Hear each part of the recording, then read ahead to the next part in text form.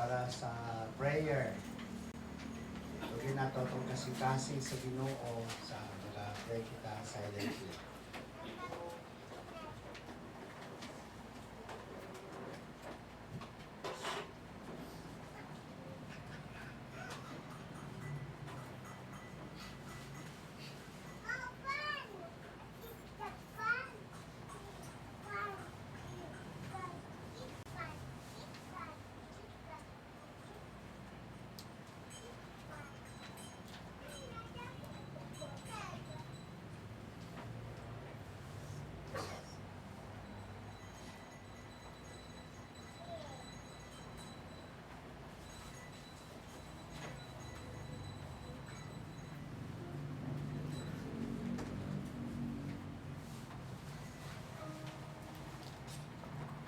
Let's open our Bibles sa Psalm 90.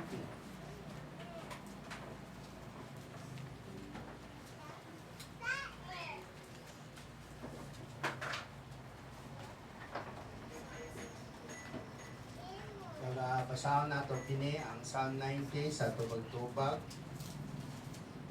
ug sa katapusan dunganan nato sa pagbasa. Mag-auna ako. Psalm 90. Lord, Thou hast been our dwelling place in all generations. Before the mountains run forth, wherever Thou hast formed the ends of the world, even from everlasting to everlasting, Thou art God. Thou turn man to destruction, and sayest, Return ye children of men. For 1,000 years in Thy sight are but as the days of the day past, as the watch in the night. Thou carriest them away as with a flood. They are as asleep in the morning. They are like grass which groweth up. In the morning it flourisheth, and groweth up in the evening, it is cut down, and withereth. For we are consumed by thine anger, and by thy wrath are we troubled. Thou set our iniquities before thee, our secret things in thy light countenance. For all our days are passed away. In thy wrath we spend our years as a tale of that is told. The days of our years are 54 years and 10, and if by reason of strength take 44 years. Yet their strength savor and sorrow, for it is soon cut off and we fly away. Sa 11, Who knoweth the power of thine anger, even according to thy fear, so is thy wrath. So teach us number our days, that we may apply our hearts to wisdom. Return, O Lord, how long? And let it repent thee concerning thy servants. O satisfy us early with thy mercy, that we may rejoice and glad all our days. Make us glad according to the days wherein thou hast afflicted us, and the years wherein we have seen evil. Let thy work appear unto thy servants, and thy glory unto thy children. Pagadungan natin sa pagbasa ang 17. And let the beauty of the Lord our God be upon us, and establish the work of our hands upon us. Yea, the work of our hands establish thou it. Pagamayon sa Ginoo ang itong pulong niya ang ating ibasa. Magkakanta kita hymn. Please remain standing. Ready? Sing. I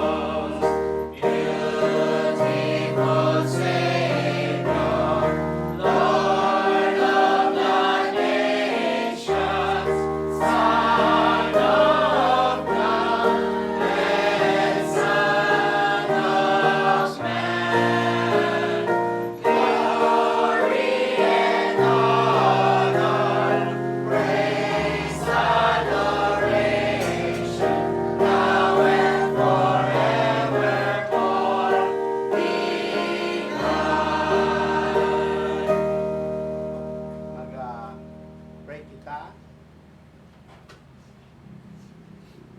Ama na mo nga langit nun,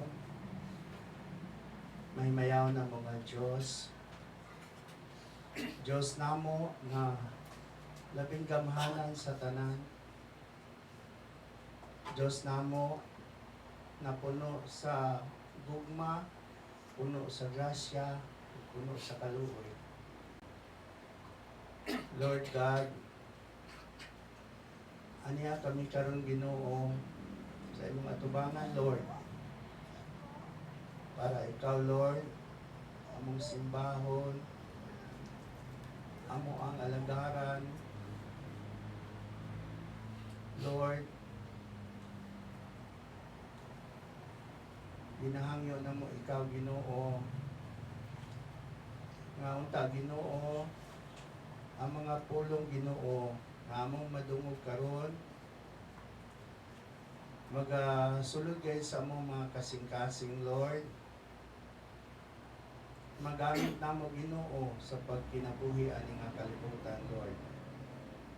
Kay nasayod man kami, Lord, nga ang tao, Lord, shall not live by bread alone, Lord, but the words from the mouth of God.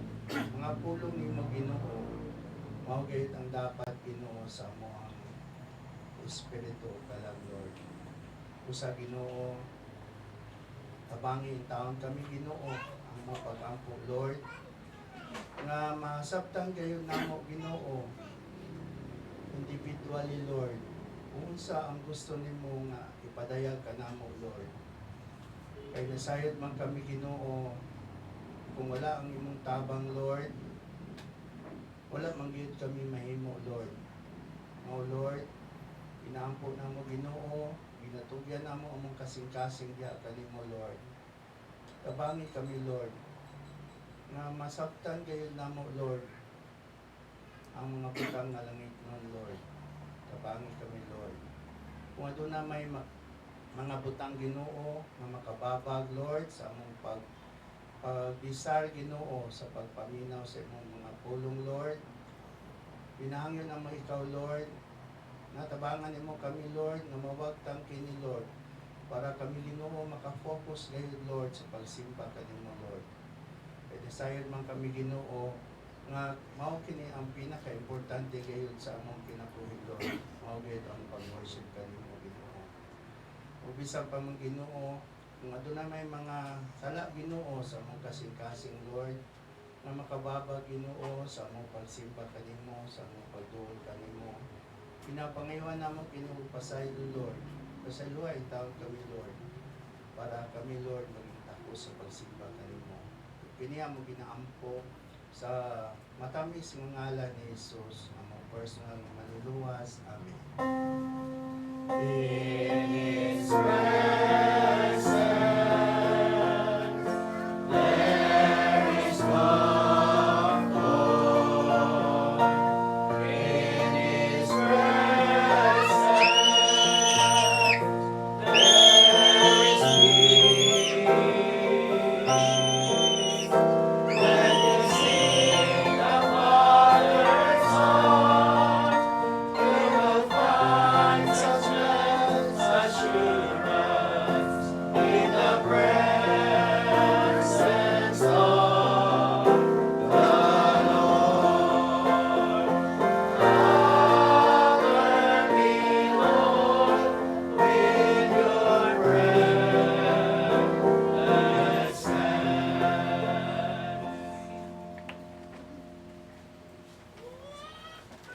Magalingkod ka mo o magkakatak kita o usap o him.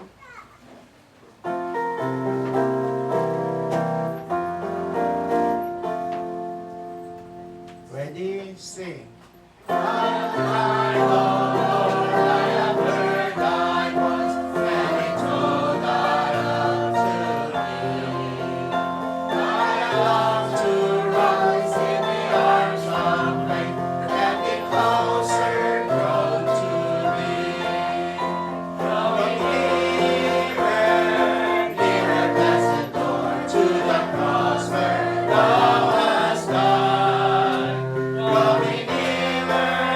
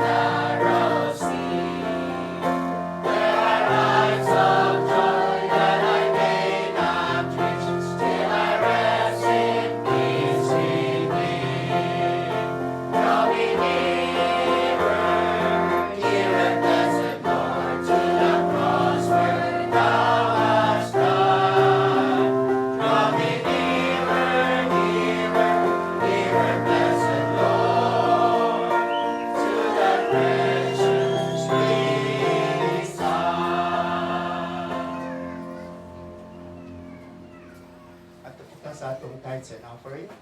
Ang yun ako si Brad Robert, atong deacon.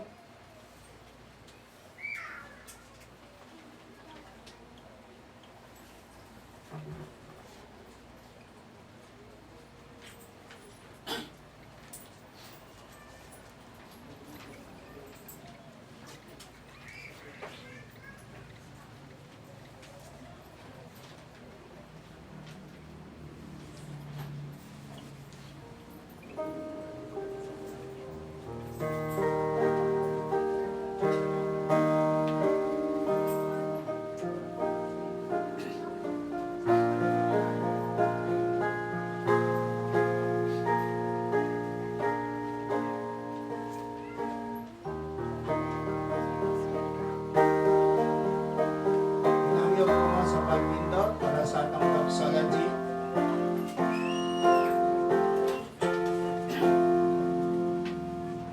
Release day. Praise God from whom all blessings flow. Praise Him, all creatures here below. Praise Him above the heavenly hosts. Praise Father, Son, and Holy Ghost.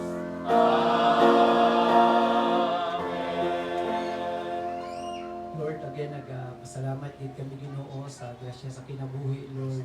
Until now, nakapadayon kami. Salamat, Lord, sa kahigayunan na padayon sa pagsimba, padayon Ginoo sa pagkinabuhi, Lord, ibabaw sa yuta. Salamat Ginoo sa kusog, sa kaligunan man, na inihatag ka naman, O Diyos. Lord, lawas sa tanan Ginoo, nagpasalamat din kami sa kagawasan Ginoo, sa pagsimba, kagawasan Ginoo nga makatuon sa mga pulong. Salamat din kay Ginoo. Ihatag ka ng Lord.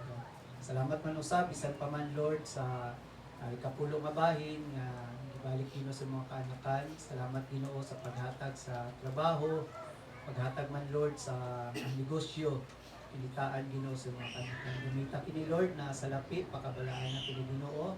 Gumita kini Ginoo para sa imong Ginoo kahimayaan.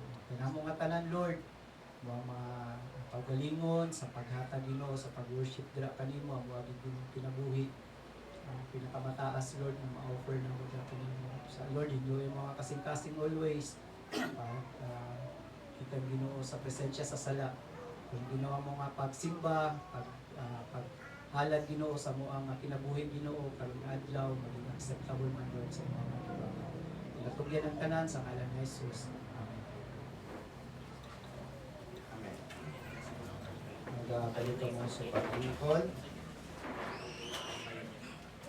Magapaminaw kita sa pulong sa Ginoo o ato ang andamon ang ato ang nauna o kasing-kasing para sa pagdawat sa pulong sa Ginoo.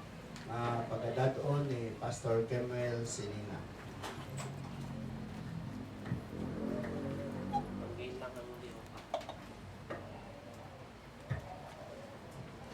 Hello. Noon mo na. Hello, pusga. Okay. Hello, hello. Ana. Okay. Sige ba? Okay ba? Sige. Oh, okay. Hello. Okay, mayong buntag sa tanan? Okay na. Bet, lagi na yun. Okay. Bilik ka to po. Sige. So mag-tuon kita no sa pulong sa Ginoo. Please open your Bibles to Joshua chapter 23. Mag-tuon kita. Joshua 23. Kasi naka-on yung echo. Yan ang echo naka-on echo. Wala. Wala. Sige. Joshua 23. Kamusta ka mo kagabi? Kailan mo? Katulog man? Katulog man. Sanaya na, no? Sanay na. Sige ah. So, ang ato niya pagatunan karon ang tibuok nga libro sa Joshua chapter 23. Okay na ito drama. Okay, mag-aampok kita. Let's pray. Lord, salamat sa kaning buntag ginhatag mo sa amo nga Tuon kami sa imong mga pulong. Ginoo, salamat sa imong mga kaayo, sa imong mga grasya. I pray, Lord, ni imong mga balaan ni Espiritu Ginoo, mag-workout sa among kasing-kasing o pangunahuna o ikaw mag-istorya sa among Ginoo. Ginoo, tabangi ang imong nga alagad. Lord, sa akon nga sarili nga kusog, wala jud ko. Sa akong nga sarili nga kaalam, wala jud ko. Gani Ginoo, gapangayo ako Ginoo sa imo nga kaalam. O gamay tayo ni kini nga pulong, na dili lang kami nga makadungog. Kundi Ginoo, makita kani sa amo nga kinabuhi. So ang title sa kaning mensahe karon, Joshua chapter 23, and the old man's charge. The old man's charge. No? Charge. C-H-A-R-G-E. No? Na ang story diri sa Joshua chapter 23, adjust lang ken kung sobra ka kusuga. Sa Joshua chapter 23, this was the time nga ang mga Israelite i-claim na nila naana sila sa promised land, no? I-claim na claim na nila ang yuta nga ginhatag sang Ginoo sa ila. Ayo, ang gain lang unta. Sige. So, makita mo dira ang mga Israelite na naging slave sila sa Egypt for 430 years. Then after that, appeal ka na, after 430 years, nag-travel sila nagawa sila sa Egypt, nag-travel sila sa wilderness, sa sulod sang 40 years. So, pila na tanan? 470 years. Ang uban, nga gikan sa Egypt, wala na ang uban nga mga katiguan, wala na sila katamak sa promised land. Mga batan-o na dito. But then, finally, naana sila sa promised land nga ginhatag sang Ginoo sa ila. Now at this time, ang edad ni Joshua, 110. O gintapok niya ang mga leaders. Lantaw niyo dira sa verse 2. Ginsulti dira, busa gintawag niya ang tanang Israel noon.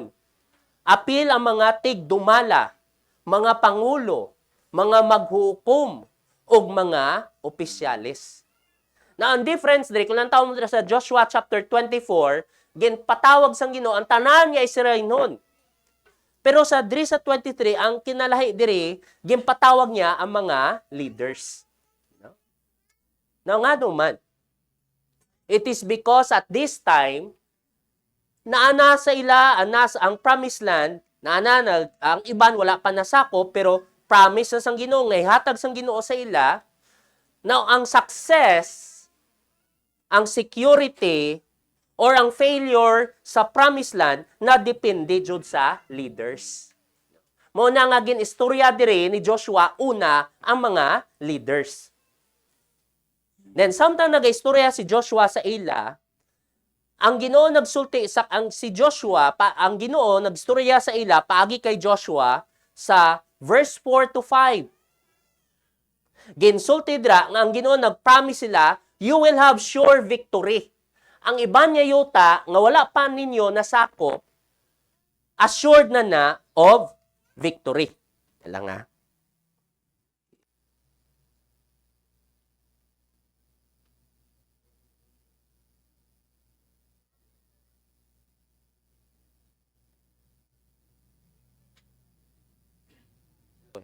I-adjust na.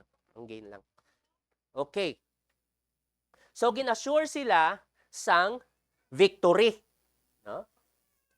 Karon, they will now enjoy the promised land nga ginhatag sang Ginoo sa ila. No? Pero ang Ginoo naghatag reminders. Karon, enjoy nyo na. Lingaw na kamo, naanatanan sa inyo. You have now the blessing. Pero si Joshua dire naghatag sa ila sang reminders. Given yan, enjoy nila ang tanan niya blessing. Pares mo na, no? Example sa mga parents, tagaan nilang ilang anak sang gift. tagan sang palitan cellphone. Okay, bago nga cellphone. Unsay maingon sang usay sultion sang parents? Okay ha, bago na ha, ampingi. Nai-advise jud nga ginabilin aron nga magpadayod. Now mao man ni ang reminders ni Joshua sa katawhan sang Israel. Now what was the challenge to them as they enjoy the promised land? Now this is the challenge, a reminder ni Joshua sa ila. Be always alert.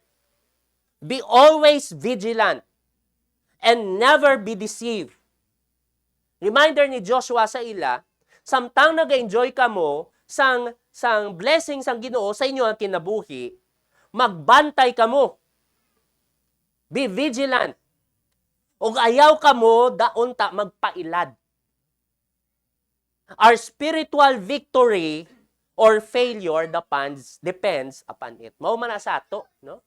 Sa aton nga pagkinabuhi nga Kristohanon, kung ikaw naka-experience na sang kahayay sa kinabuhi na ng blessing sa imo kinabuhi, now, this same reminder man sa aton, magbantay kita. Now, paano kita? How can we be alert? How can we be always vigilant? Number 1, be courageous to obey God's word. Na makita mo ka na sa verse 6 to 10. Nakuha ko na ang word dira nga courageous sa verse 6. Nantayin niyo sa inyong Biblia sa Joshua 23 verse 6. So tidira, be therefore very courageous to keep and to do all that is written in the book of the law of Moses, that ye turn not aside therefore to the right hand or to the left. Ginsulti diri ni Joshua sa katawan sang Israel, be courageous, be very courageous. Magpakalig-on kamo. Naun sa ginapasabot dira. Meaning ka na nga samtang nagapuyo na kamo sa promised land, samtang gina-enjoy niyo ang blessing sang Ginoo, isa ka paagi nga magbantay kamo, dapat na kanang alertness, no? Being intentional sa pagtuman sa pulong sang Ginoo. It is not only passive. Familiar ka mo sang word nga passive. Meaning ka ng passive, ikaw gahulat ba? Hulaton mo lang mag-abot sa imo, no? Ang idea sang active, ikaw ang nagalihok, no? Nai-initiative. Be decisive. Be intentional.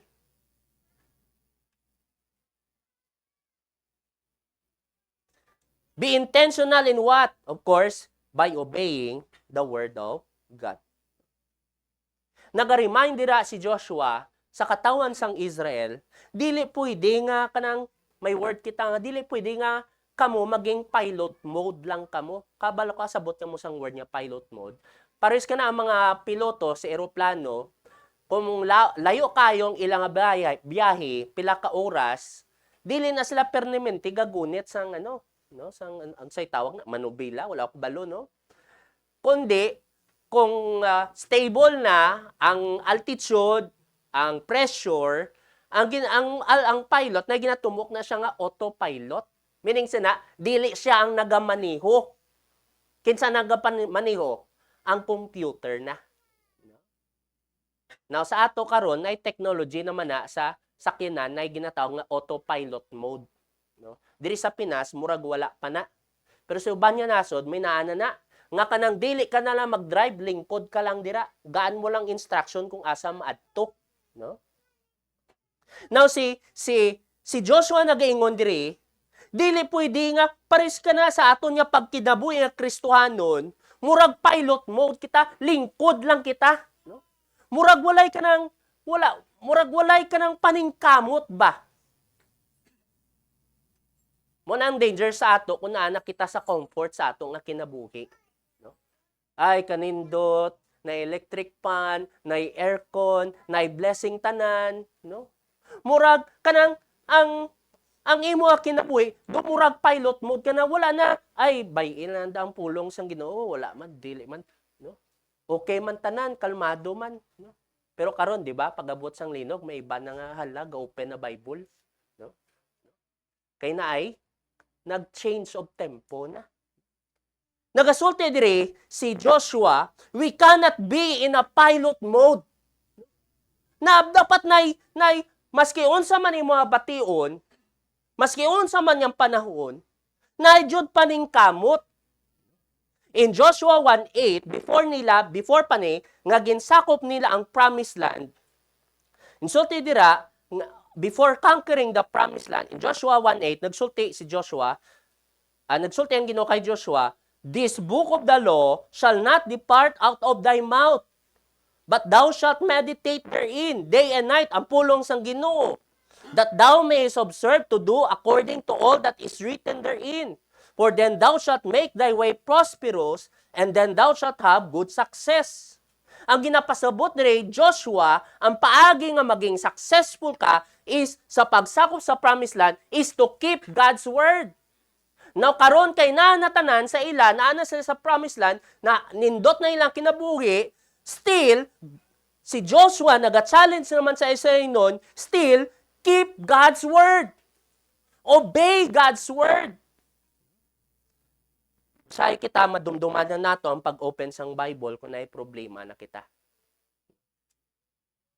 It should be present, obeying, being courageous to obey God's word or even seeking God's word, dili lang sa katingon nga prosperity and comfort. No? Now why? What is its significance to be courageous to obey God's word? First, in verse 7, so that you will be discerning and not go astray. No? Meaning sang word discerning, unsay Bisayas discerning man? Ma-identify mo ba? Mailhan mo unsay tama, no? You keep God's word so that you will be discerning and not go astray. Mao na yung ginsulti diri sa verse 7, basahon ko lang diri sa inyo. Ayaw kamo pagpakighiusa niining mga nasod nga nagpabilin uban kaninyo. Ug ayaw kamo pagsangpit sa ngalan sa ilang mga Dios ni panumpa ginamit ang ngalan niini. Ayaw usab kamo pagsimba o pag-alagad kanila. No? Now, the reason why we should keep God's word, aron niya, parehas dira sa Israel, aron niya, dili sila madala sa pagsimba sa uban niya Diyos. Now, sa uban niya translation sa NLT, sulti that you may not wonder. Nga, aron niya, dili ka mo mag-adto dili ka mo masaag. No? God's word is our standard of living. Mga igsoon, unsay standard of living nato? Pulong sang Ginoo. Dili si Facebook. Usay no, dira tagakuha sang aton nga standard of living. Ayaw kang patuto tanan dira, no? God's word is a light to our path and a light unto our God's word is a lamp unto our feet and a light unto our path. Kung wala ang pulong sang Ginoo, which is a standard in our life, dili kita ka-identify kung unsay mali o tama. No? Wala sang clear discernment. Kung wala ang pulong sang Ginoo, dili kita ilajud kung unsay tama ang imon. Wala ang pulong sang Ginoo, we get confused. No? Confused ka. Isa ka good example dira sa Book of Judges. Again, nasulti ko naman si una diri.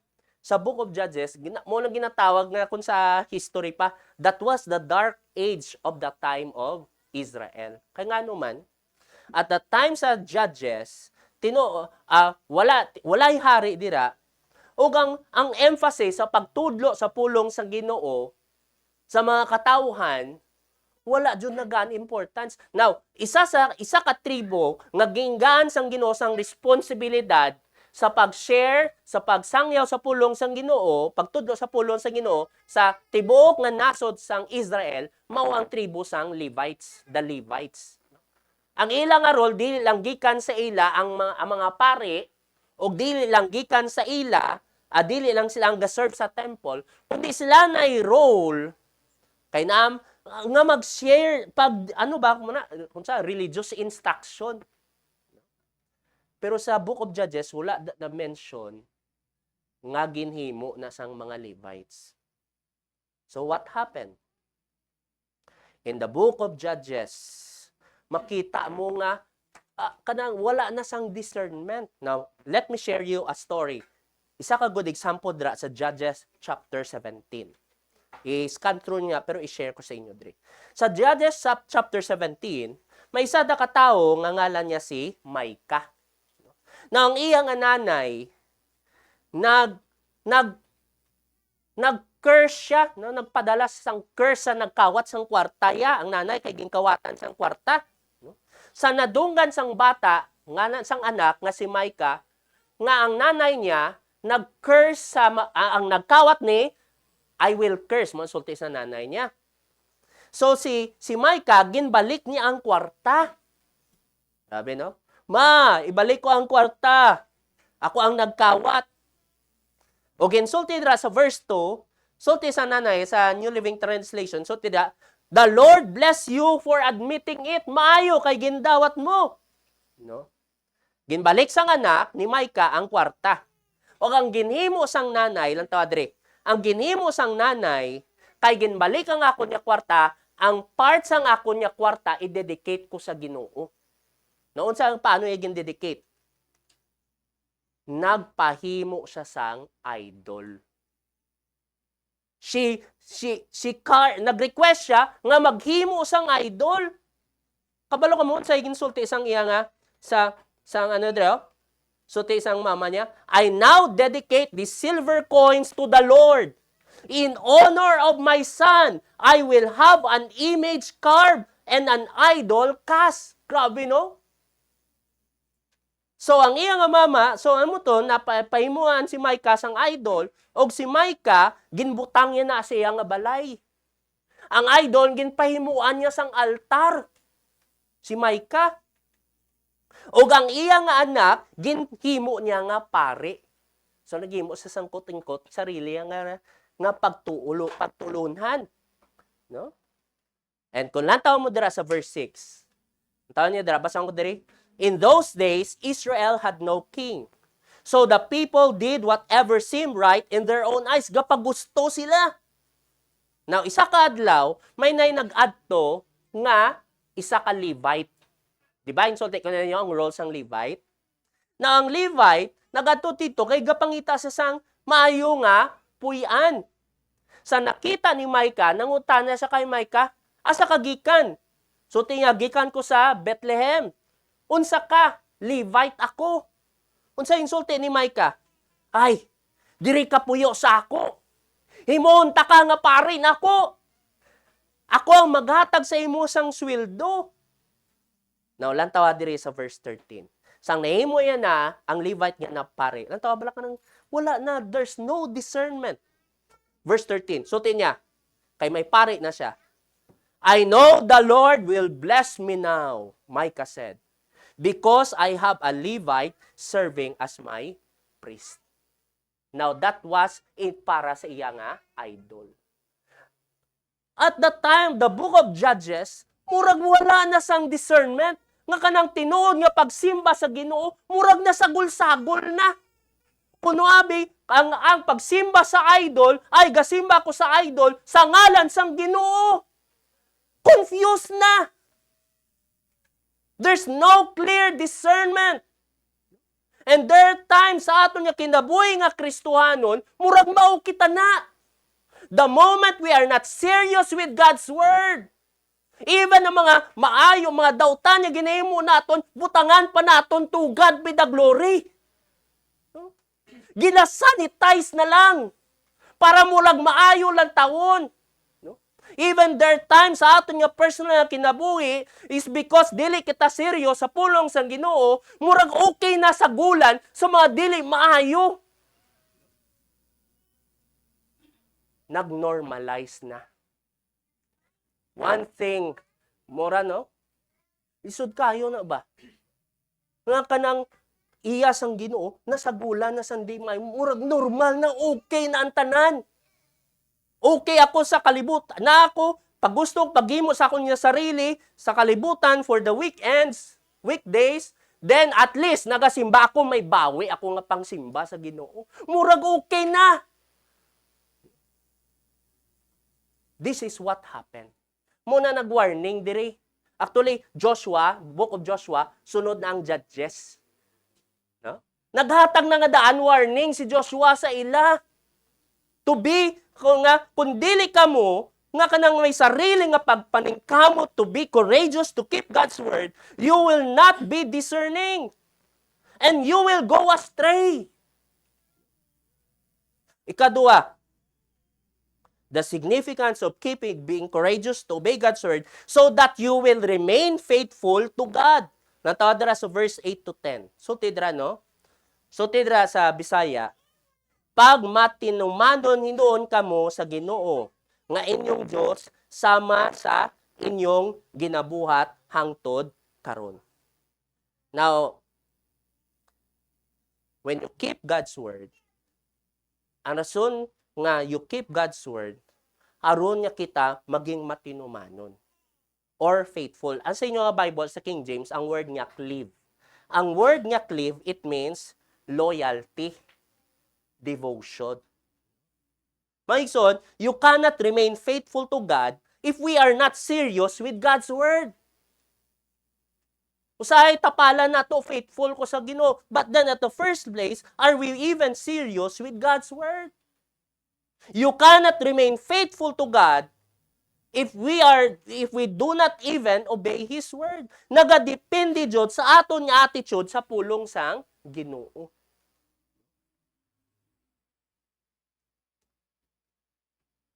So dire sa rason sa ila, why should they cleave to God? Of course, in verse 9 to 10, kay unsa ang ginhimo sang Ginoo sa ila? Kay naging faithful man ang Ginoo sa ila. Gintuman sang Ginoo ang iya nga promise sa ila. So tidra, ginpaabog sa Dios kaninyo ang mga nasod nga dagko og gamhanan, og hantod karon wala pa gayoy bisan usa nga nakapildi kaninyo. So tiya, no? Si bisan kinsa kaninyo makaabog og 1,000 ka mga tawo tungod kay ang Ginoo nga inyon Dios mao ang nakigira alang kaninyo sumala sa iyang gisad. Ang Ginoo ang naguban sa inyo, ang nag-away para sa inyo aron nyo magdaog kamo. The reason you should remain faithful to God, kaya ang Ginoo naging faithful sa inyo, maninsulti niya. And same to us, bilang Kristohanon. God has been faithful to us. So nakita nato dra, number 1, be courageous. Na ay dili pilot mode ba? Nang kanang desire jud in season and out of season to obey God's word. Number 2,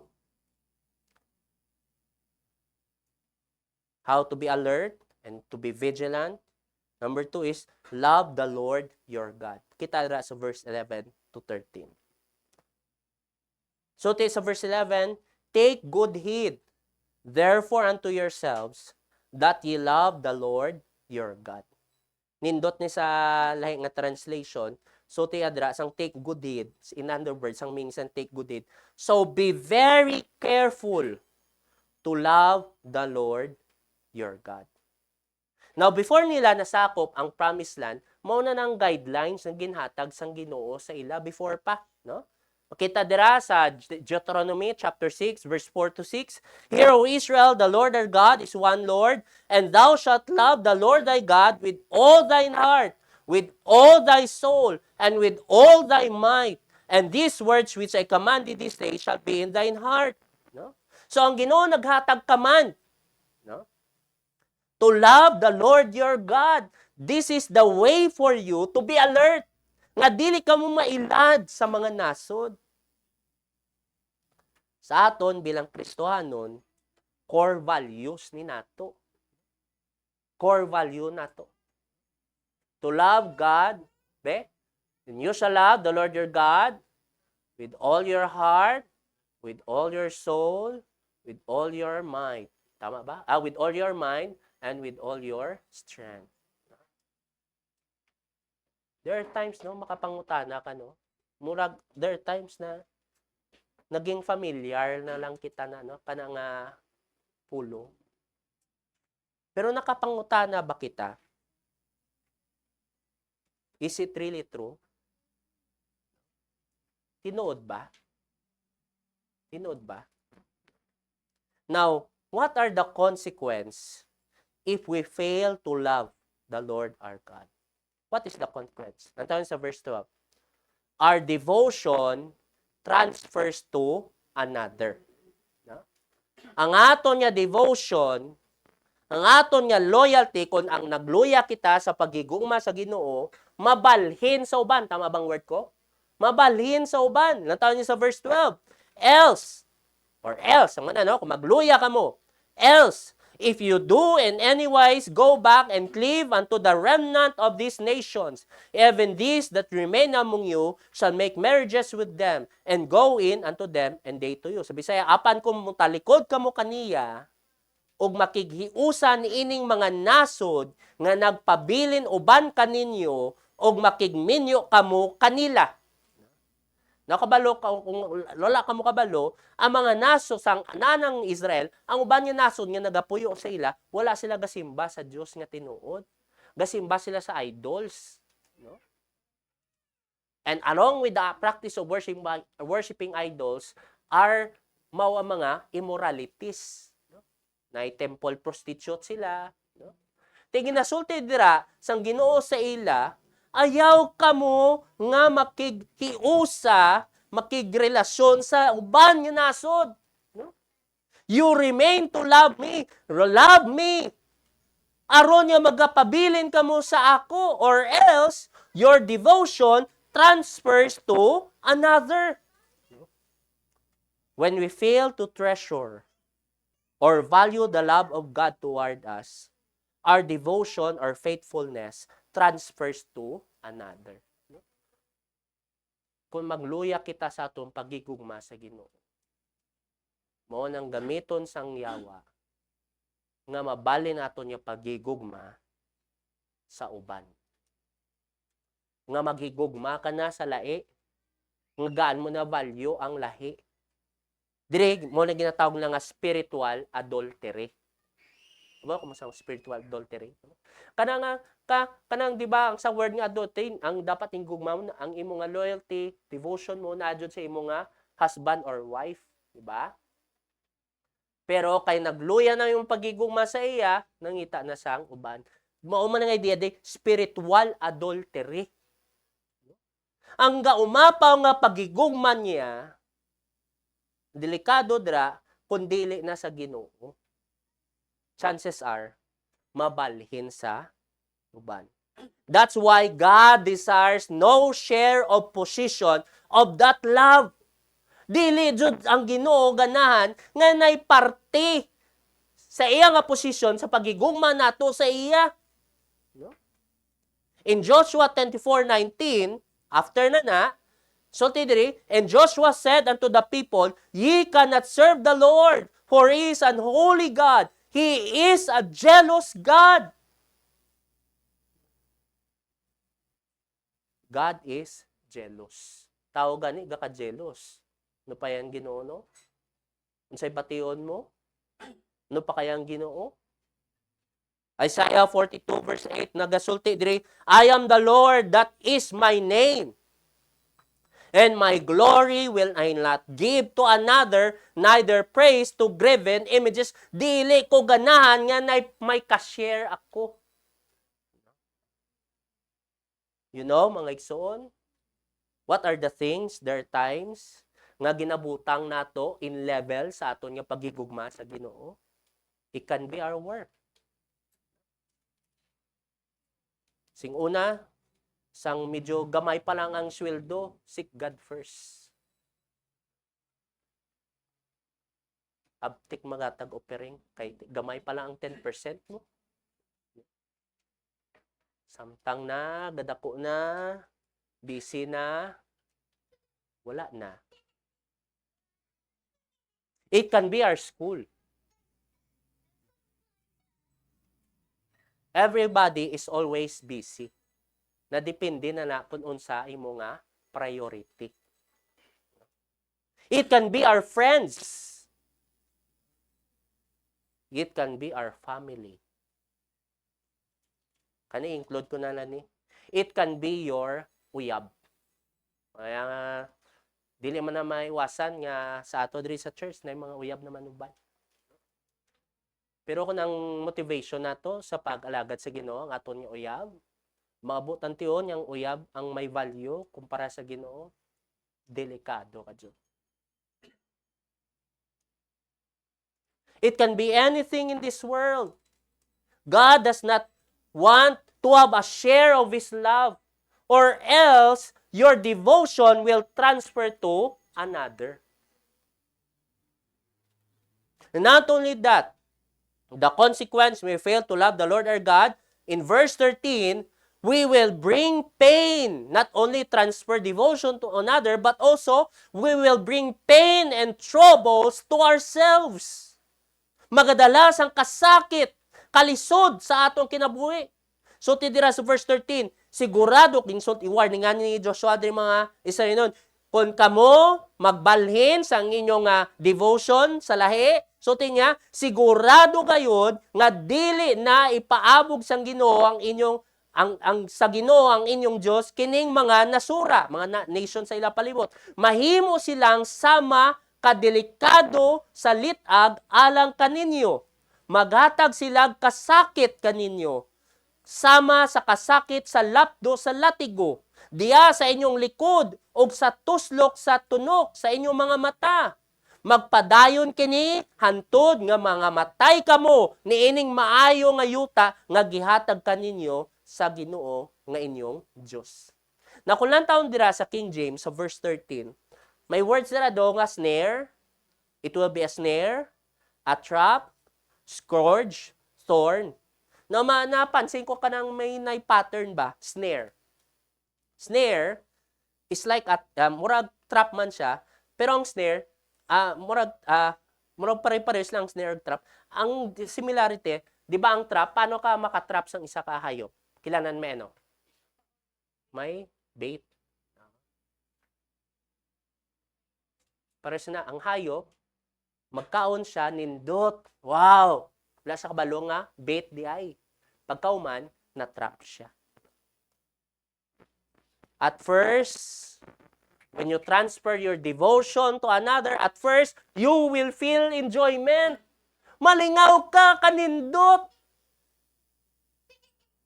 Pero di ay, trap na. Sa pa dyan ang sumpay, scourge. Unsa yung scourge? Yung describe na di sa Bisaya, no? Kasakit sa lapdo sa latigo. Muragin latigo ka. Now, ang illustration diri, a person or thing that cause great trouble or suffering. Your devotion to another will cause you great trouble or suffering. Thorns, a prick. No? Isa katunok sa imo. No? When we fade on our love to God above all, kabalo ka mo igsoon, kung kita magluya sa aton nga pagigugma sa Ginoo labaw sa tanan, actually, we are turning away from life and we are choosing death. Deuteronomy chapter 30 verse 19 to 20. So, unsay ginsulti dira? Naghatag di warning si Moses sa mga katawan sang Israel. I call heaven and earth to record this day against you, that I have set before you life and death, blessing and cursing. Therefore, choose life. Piliya ang life, that both thou and thy seed may live, that thou mayest love the Lord thy God, and that thou mayest obey His voice, and that thou mayest cleave unto Him, for He is thy life, and the length of thy days, that thou mayest dwell in the land which the Lord sware unto thy fathers, to Abraham, to Isaac, and to Jacob. So, He is your life, ang Ginoo. The moment nga magluya kita sa atong pagigugma sa Ginoo, mao man ang panahon nga ginpili nat nga kita nagapalayo sa kinabuhi and ginapili nato ang kamatayon. Sin and pleasure in this world can be enjoyable. Dili na ma-deny. Malingaw ka, Jud. But it leads to pain, sorrow, and even death. I will quote verses. James 1:14-16, nagaingon, temptation comes from the lure of our own evil desires. These evil desires lead to evil actions, and evil actions lead to death. So don't be misled, my dear brothers and sisters. And if you want, gusto nyo maging specific, 1 Timothy chapter 6 verse 9 to 10, kabalo kita ni, but people long to be rich fall into temptation and are trapped by many foolish and harmful desires that plunge them into ruin and destruction. For the love of money is the root of all kinds of evil, and some people craving money have wandered from the faith and pierced themselves with many sorrows. When we fail to love God, we bring pain and troubles to ourselves. Una-una lang ng lingaw. Una-una lang ka ng kumpiyansa, ang komportable sa imong kinabuhi. Murag naa ka sa langit nga pagbati. Pero kung dili naiya sa Ginoo og nagapalayo sa Ginoo, maabot jud ang kasakit sa ulahi. Pain. Og mao na yung tabo sa nasod sang Israel. Sa nagpalayo sila sa Ginoo. Nagsunod sila sa mga nasod niya sa ila palibot. Unsa man? Ginalaw sang Ginoo nga sa kaupon sila sa mga nasod. Ginhimo sila nga slave. Imbes nga sila ang magsako sa mga nasod, sila ang ginsako. Naging tunok sa ila. Muna yung expression kita, no? Ayaw ka nga kadton may mga siko. Sa tawang expression na. Or don't kick against the prick. No? Ayaw magpasulay. Number 3. Not only be courageous in obeying God's word, love the Lord your God, and number 3, be mindful. God keeps His word. Nag-remind si Joshua Dre. Tandahin nyo, ang Ginoo, kung unsay ginsulti niya, tumano niya. Now, in what way does God keep His word? First, in verse 14, God never failed of being good to us. Ang Ginoo wala nag-fail. Parehas diri sa mga katawhan sang Israel. Tawon sa verse 14.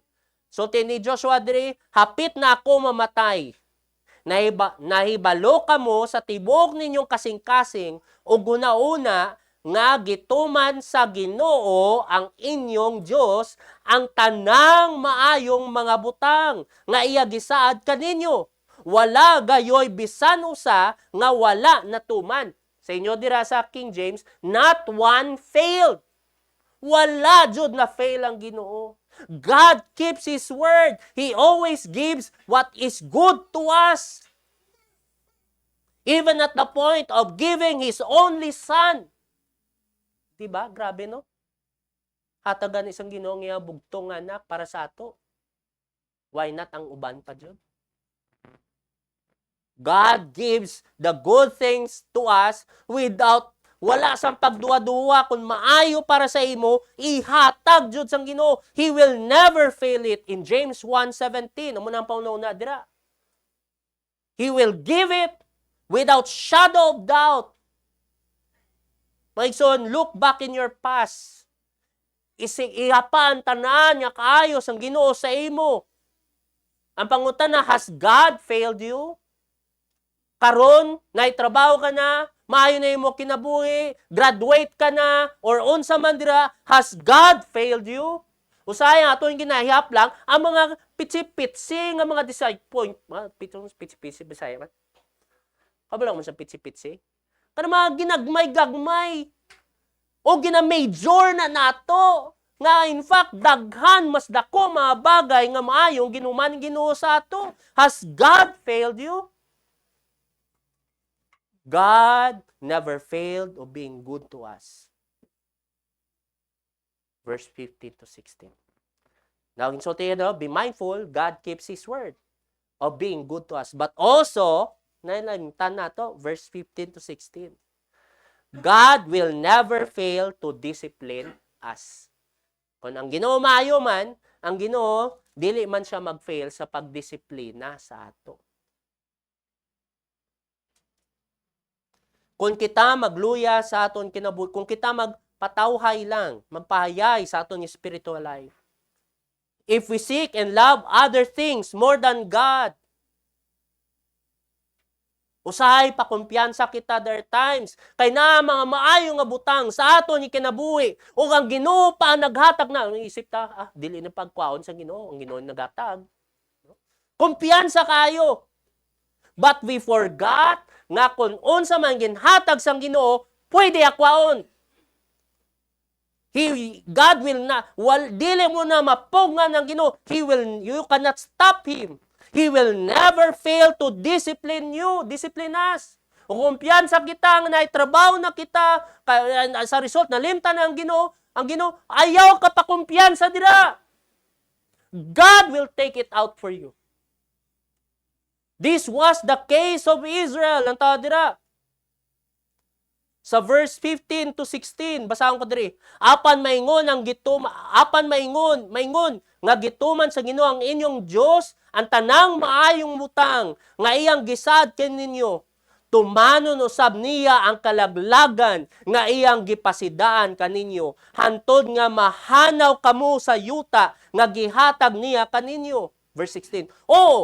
May tabo kini kung mulapas kamo sa kasabutan sa Ginoo nga inyong Dios nga iyang gipatuman kaninyo.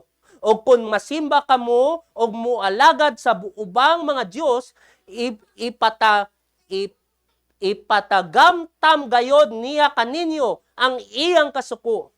Og sulod sa mubo kayong panahon, mga matay kamong tanan dinhi niining maayo nga yuta nga iyang gihatag kaninyo. Masimasulti Lord, sayang man ginatag mo, kwaon mo. Pag gusto na yang Ginoo. Abi na to, dako na nga value. Sa Ginoo, gamay lang na.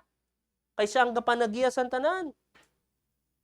And this happened 800 years after. Ang mga Israelyon, ginpahawa sila sa Ginoo sa ilang ayuta, ang ginapuyan, adto sila sa Babylon. And even, maayo gani karon sang 1940, na-form ang Israel as a nation. 48. Pero before that, ginkuha din sila sa ilang ayuta. Ginhatag sang Ginoo o ginbawi, ginkuha. Ga-assume sila, Lord, nakapang-ugat na ni sa ako ang kinabuhi. God will take it out.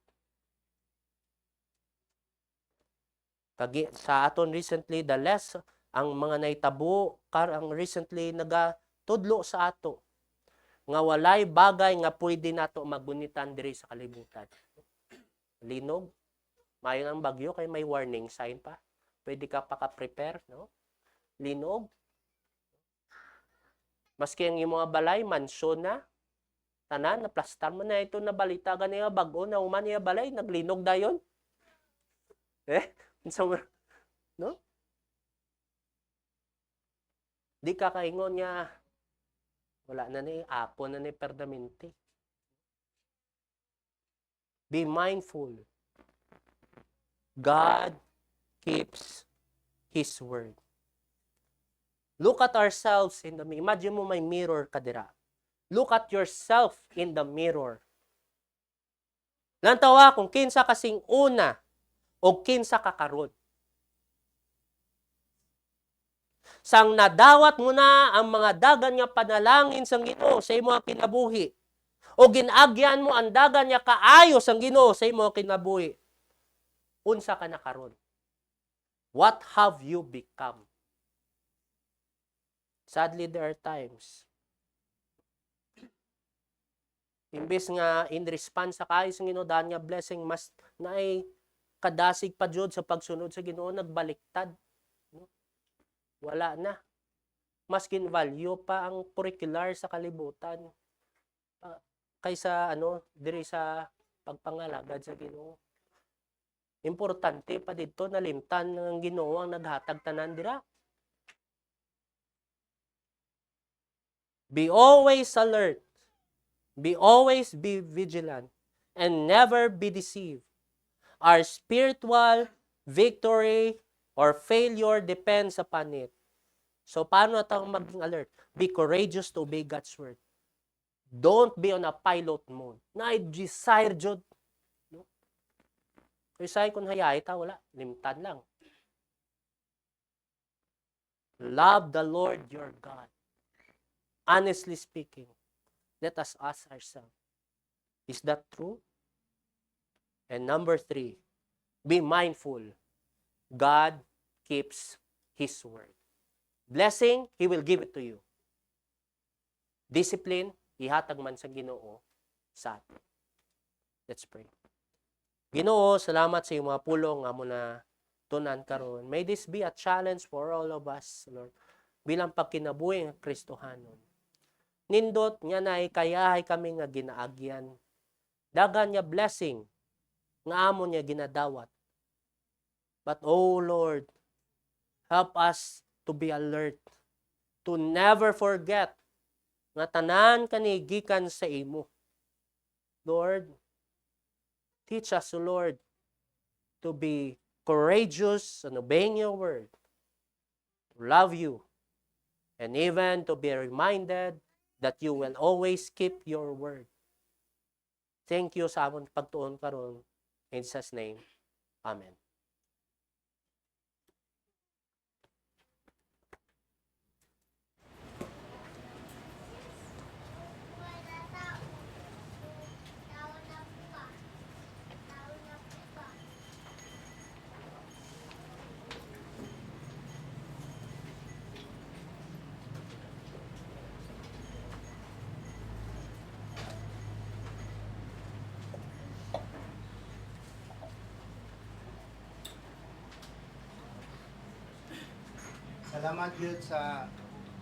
Salamat yun sa Ginoo no sa mensahe niya nga gipahatod sa atoa.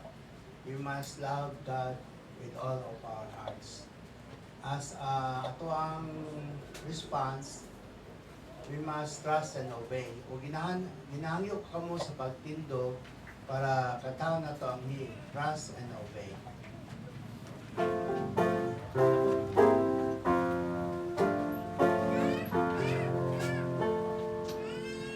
Ready, sing.